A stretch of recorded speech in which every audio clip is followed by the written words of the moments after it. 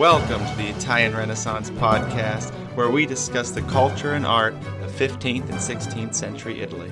I'm your host, Lawrence Gianangeli. Andiamo avanti.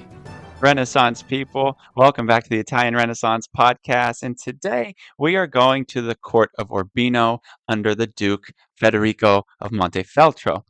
To do so, I've never been to Urbino and I'm not well versed in Urbino, so I have invited someone very special to talk to us, Professor Linda Reynolds.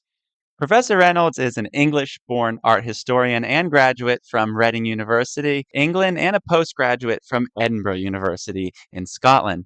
She has a long and multifaceted career, but importantly has taught at universities in England, Scotland, New Zealand, and here in Florence, teaching for different American university programs for nearly 3 decades.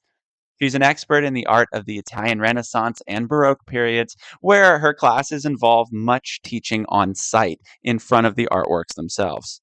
Most importantly, this has taken her to Urbino for several occasions to teach the art and the history of the Renaissance court of Urbino to university students.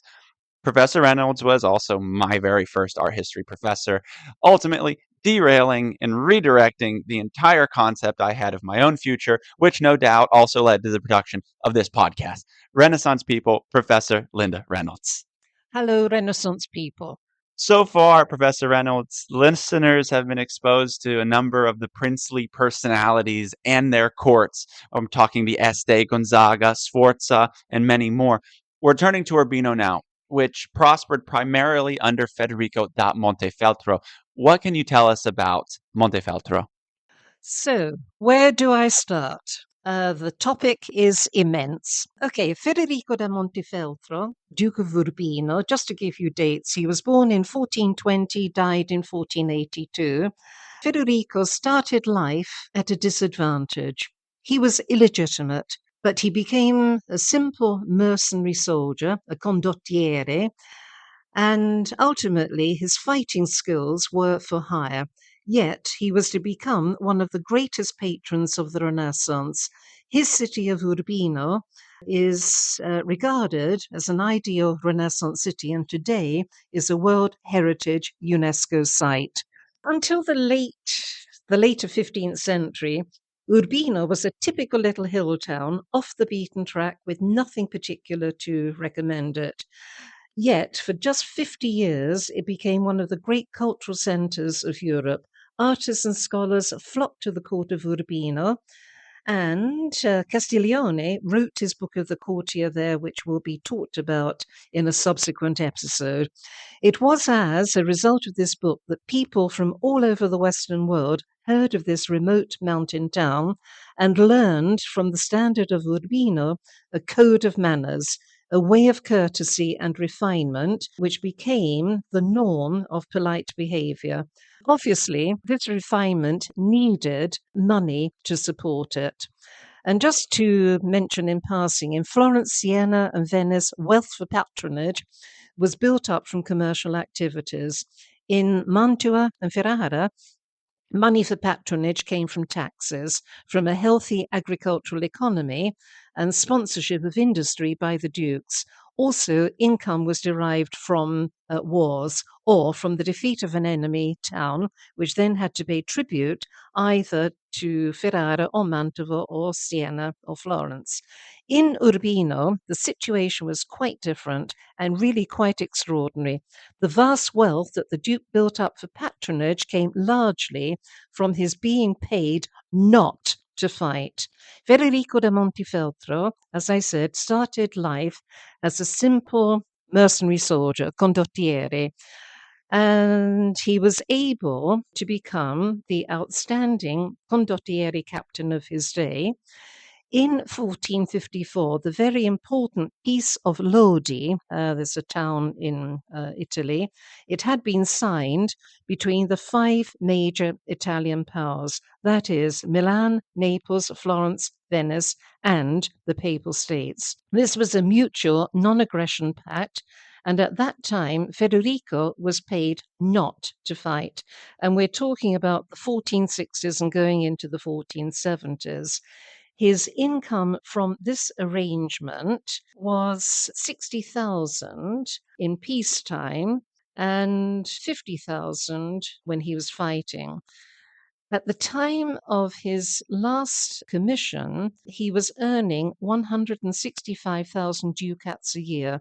And just to put that into context, 3,000 ducats annually in Venice was equivalent to the Doge's salary, that is, the ruler of Venice. And the profits from the Medici Bank were 20,000 ducats a year. And here we have a man, 165,000 ducats, using the spare money for his patronage. As a result, Federico had more money to spend on patronage than any other prince in Italy, and perhaps even in Western Christendom. To explain how he acquires his cultural background, this mercenary soldier. At the beginning of the 15th century, the Quattrocento, there was no trace of courtly culture in Urbino. The counts of Urbino were soldiers, not courtiers. They came originally from Montefeltro and acquired Urbino in lieu of debts owed to them by the papacy. Urbino was actually a papal fief. As I said earlier, Federico was actually illegitimate. And Pope Pius II had actually commented generally on the position of rulers in Italy. And his very dry comment was, according to Italian custom, bastards are commonly rulers. So to explain that, yes, he was illegitimate. He was born in 1420. His half-brother, Od Antonio, was the legitimate heir, but he was assassinated in 1444, and so Federico succeeded. But he needed to assert the legitimacy of his succession, and patronage was the answer. Something in Federico's past was to help him because, as a boy, he had been held hostage for 2 years by the Gonzaga family of Mantova or Mantua. He had the advantage of being educated at the Gonzaga court by the humanist scholar Vittorino da Feltri, who was also tutor to Ludovico Gonzaga and his children. As a result of this training, Federico became a connoisseur of literature and the arts, and also became an excellent sportsman, a rider, a dancer, and a swordsman. And Federico was to say that Vittorino had instructed him in all human excellence, and his considerable talents and prestige were rewarded when Pope Sixtus IV created him Duke of Urbino. That was not until 1474. Previously, he had been a count, and also honouring him were Edward IV of England, who made him a Knight of the Garter in the same year, that is 1474. And Federico's ducal status put him on a level with the Este in Ferrara and the Gonzaga in Mantova. But Urbino lacked the grandeur expected of someone of his rank. So Federico set out to acquire the trappings of princely prestige and to create a court that would impress his peers. This was an undertaking which started in the 1460s. The humanist scholars attached to his court wrote laudatory accounts of his career and promoted him as a major patron of the arts. He spent conspicuously on grand architecture and lavish decoration. He patronized many churches, many forts, and the churches were the mark of a great city, but also, importantly, indicated his devout quality. And with the requirements of a princely patron, one of the most important components of princely prestige was a library. And Federico's was one of the most impressive in 15th century Italy.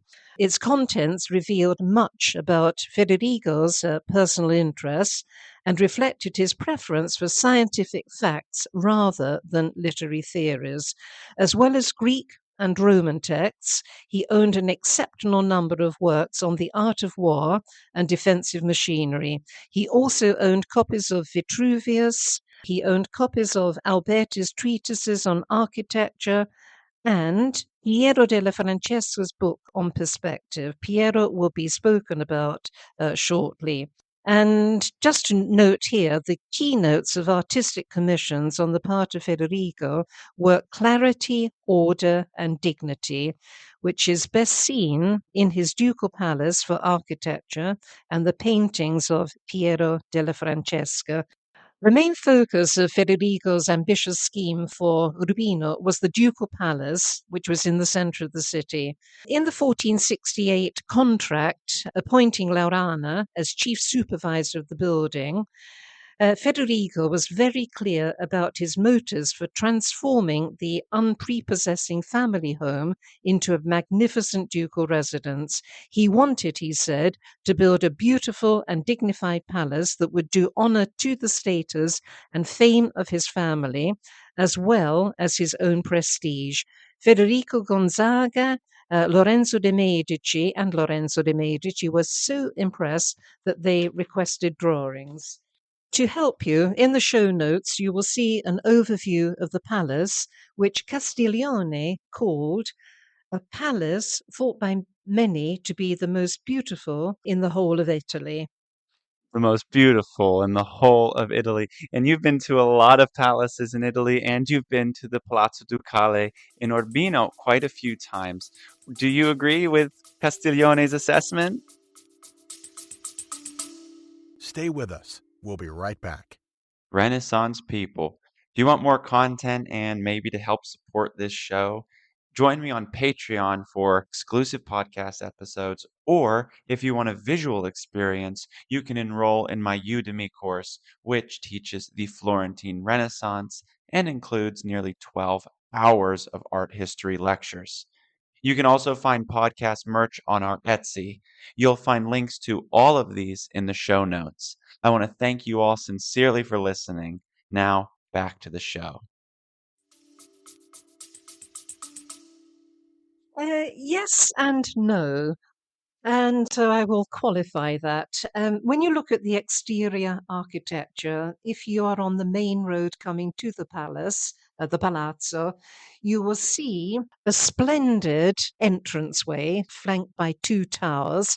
You have that in your images, your show notes.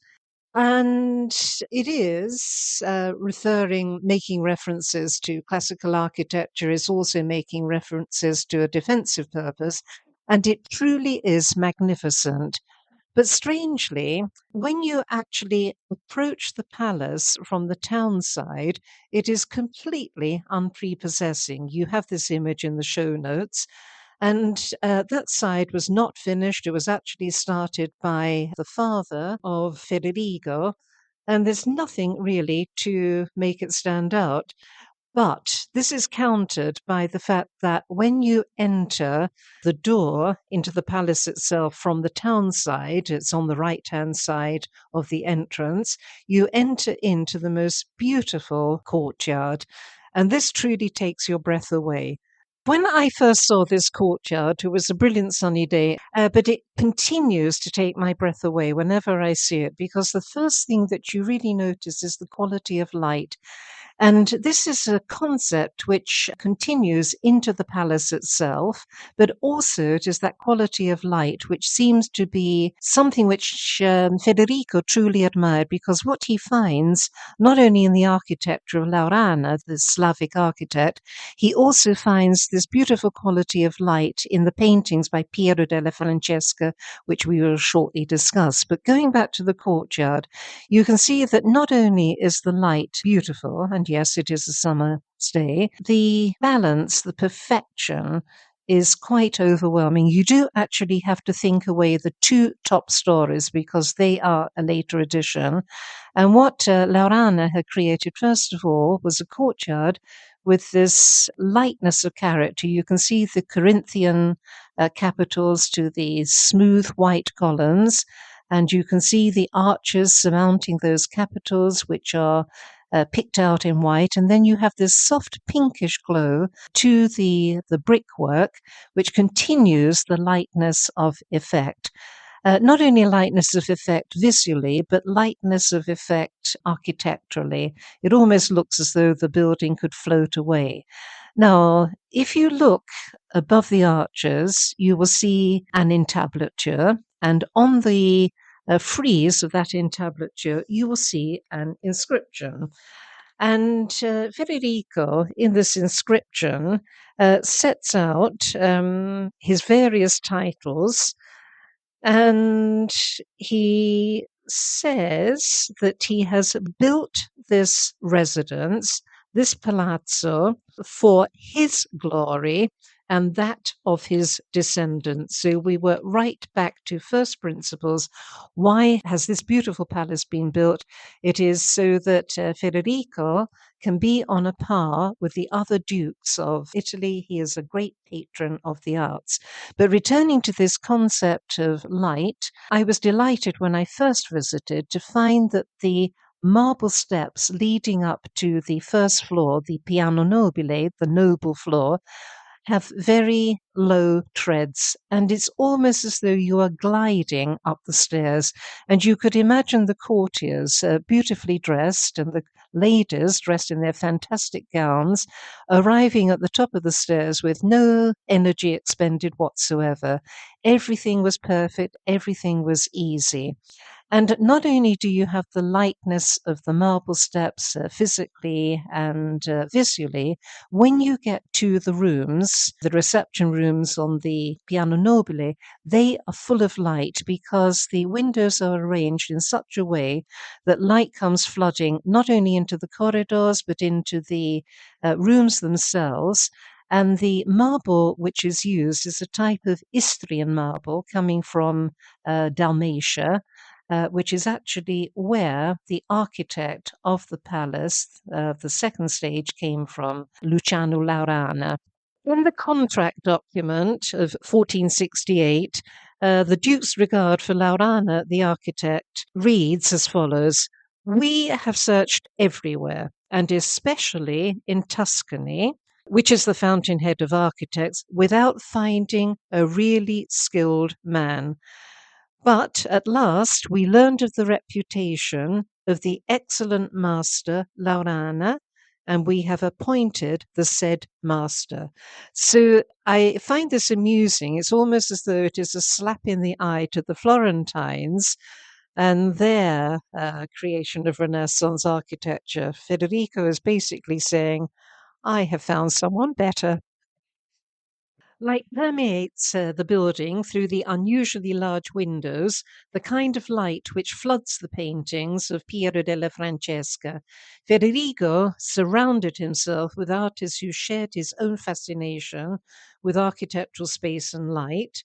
As you can see in the painting of the ideal city, which once upon a time was attributed to Piero della Francesca, and here is really a good point to start talking about this exceptional artist working in the later part of the 15th century. His first visit to Urbino was in 1469, when he came not at the invitation of the court, but at the invitation of Giovanni Santi, court artist and future father of Raphael. A commission was offered to Piero, but owing to commitments elsewhere, he was unable to accept this commission. He was to return to Urbino in the 1470s, when he was commissioned by the Duke to paint the famous double portrait of the Duke and his wife, which is now in the Uffizi Gallery in Florence. Yes, the best known creator of the Duke's image is Piero della Francesca, because his interest in the laws of perspective and his application of strict mathematical rules in form and pictorial composition was an approach which would have definitely appealed to the down-to-earth Federico. And in fact, Piero's perspective treatise was dedicated to Duke, almost as a memory of their shared interest. And in the shared portrait of the Duke and his wife, Battista Sforza, Looking at the Duke, first of all, you see a very stern man dressed in plain scarlet robes, while Battista is displaying his wealth in her costly necklace and elaborate coiffure, not to mention the pearls around her neck. The profile portraits, they do derive from classical medals, and this is an idea which was first promulgated by Pisanello, and it goes back to classical ideas of showing the emperor in profile. But there's a particular reason for the view of the Duke, the profile view, from this particular side, because he had lost his left eye in a tournament. And there are stories attached to this, because dukes and soldiers playing tournaments was really quite a common affair. But in this case, the Duke saw his injury as a punishment from God, because in the particular tournament he was playing in, he had placed an oak sprig in the open visor of his helmet as a token of love for a young mistress whom he had seduced in a blasted oak, that is, an oak tree which had been struck by lightning. He felt terrible guilt because he liked to see himself as a devout Christian, and Battista had done her part in the familial alliance because she had produced 8 girls for the family. She died giving birth to the 9th child, Guidobaldo. And so he was the outward picture of the respectable Christian husband. Nevertheless, he had a number of mistresses, and one of whom was the girl to whom he devoted his love in this public tournament. So he saw this losing of his eye as a divine punishment. But there was another side to the story, and this is a legend. Whether it's true or not, we don't know. It is in the recent Uffizi catalogue, where you see the odd shape of his nose. The top bit looks as though it's been cut off.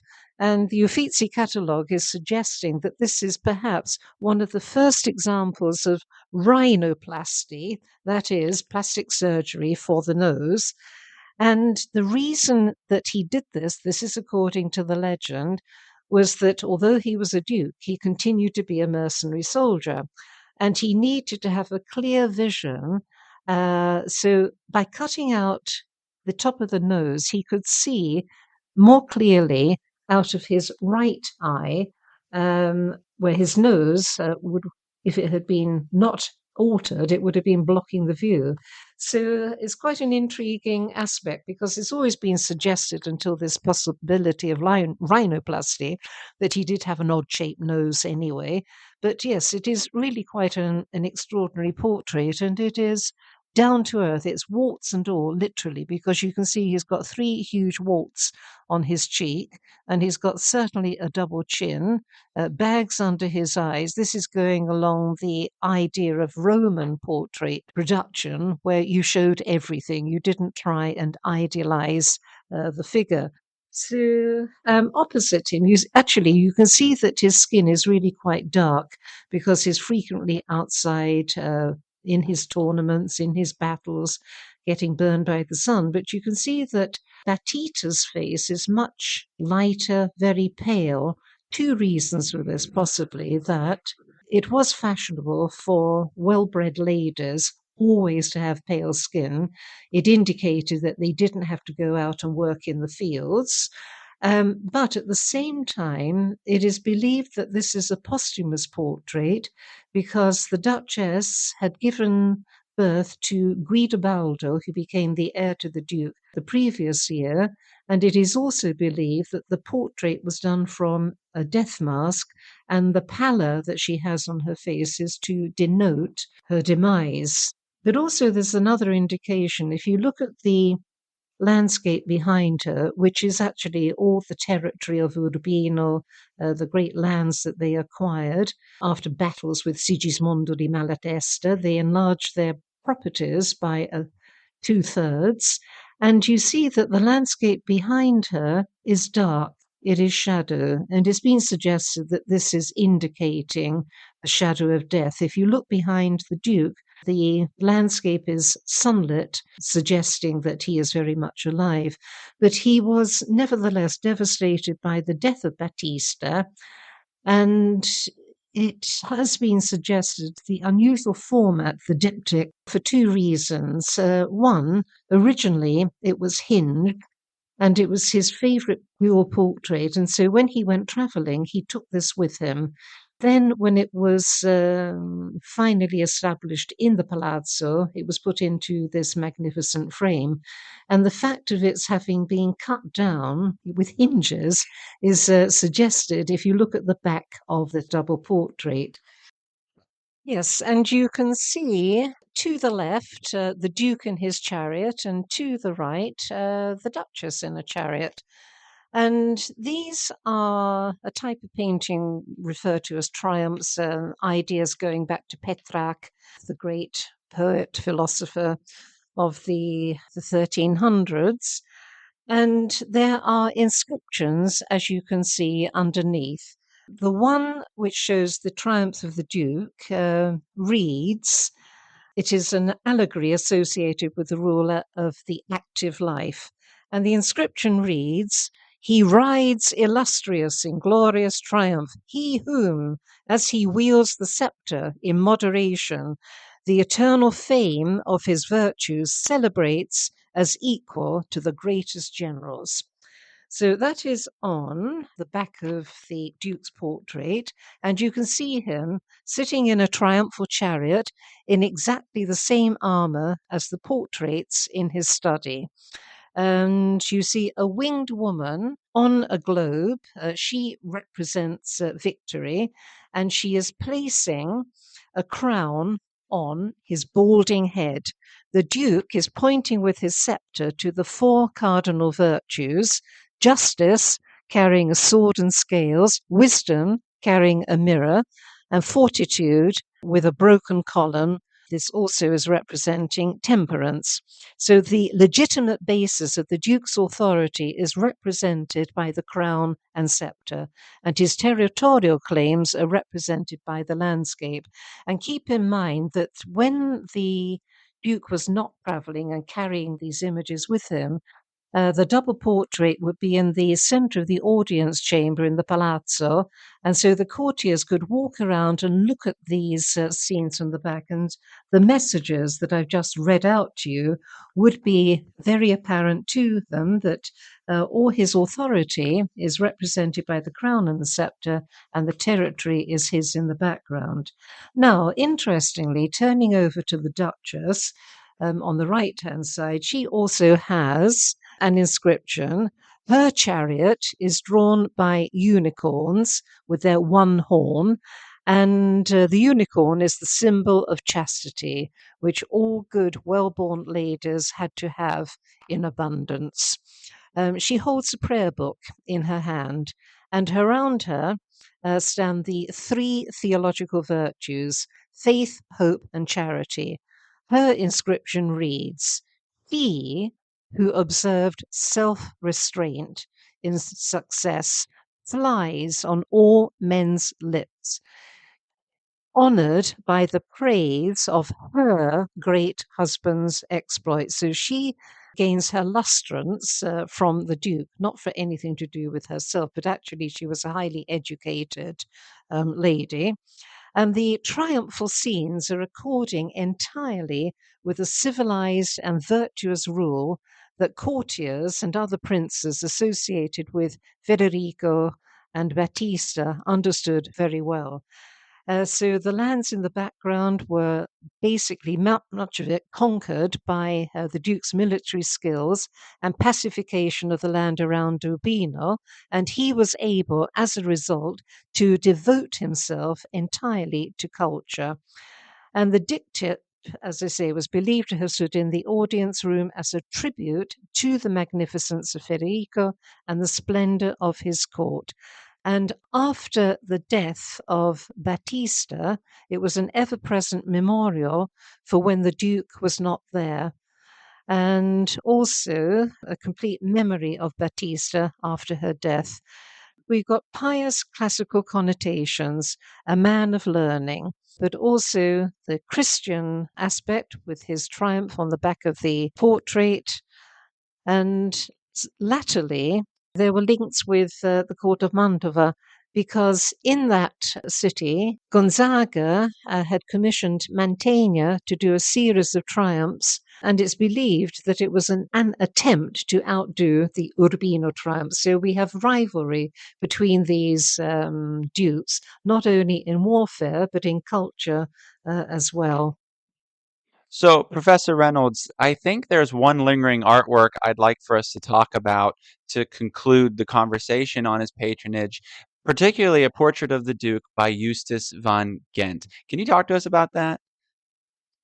Yes, of course. So this portrait, which was produced in 1476, 1477, is an interesting contrast with Piero della Francesca, because the portrait by Justus van Ghent sums up all of the Duke's ambitions. Portraits others besides Justus. He wanted to testify to his dynastic ambitions as well as to his wealth, status, military skills, and cultural aspirations. And this portrait truly sums up these aims. We see the Duke seated. He is wearing armor, which is a most unusual thing to wear for a portrait, but it is referring to his martial, his military aims. He is reading a manuscript. This is referring to his intellectuality.